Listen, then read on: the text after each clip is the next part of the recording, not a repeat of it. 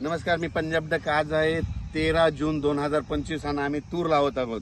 तर काल देखील आम्ही सोयाबीन पेरलं, पाऊस पडला. कापसाची धूळ पेरणी केली, पाऊस पडला. आणि आता आज तूर लावायलो.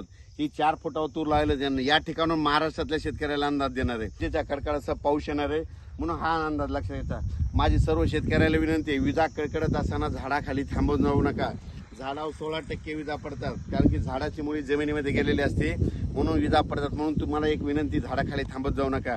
विजा कडकडत असताना आंब्याच्या झाडाखाली, लिंबाच्या झाडाखाली, बाबळीच्या झाडाखाली, नारळाच्या झाडाखाली थांबायचं नाही.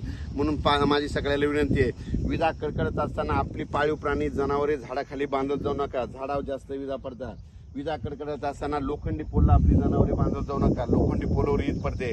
आणखीन एक तुम्हाला एक माहिती असून सांगतो, काल एका ठिकाणी मित्रानं त्याच्या पत्र गळत होते, म्हणजे पत्राला धार लागली, नेमका खत होता म्हणून त्यानं पत्राला असं छिद्र होतं म्हणून असा हात लावला. वरून वीज कडकडली. ते म्हणला की मला शॉर्ट बसला, करंट बसला. म्हणून हे एक तुम्हाला एक माहीत असो म्हणून सांगायला, अनुभवाचे बोल.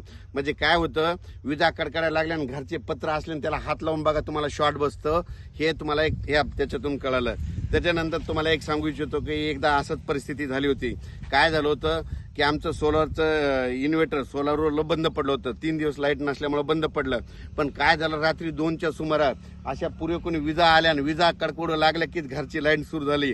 म्हणजे इतका पॉवर त्याच्यामध्ये असतो. म्हणून तुम्हाला एक सर्व शेतकऱ्यांना हे अनुभवाचे बोल म्हणून सांगत आहे. पण राज्यात मात्र आज 13 जून पासून ते 17 जून पर्यंत दररोज भाग बदला जोराचा पाऊस पडणार आहे. कुठं उघडे नाले वाहणारा पडणार आहे. म्हणून हा अंदाज लक्षात घ्यायचा.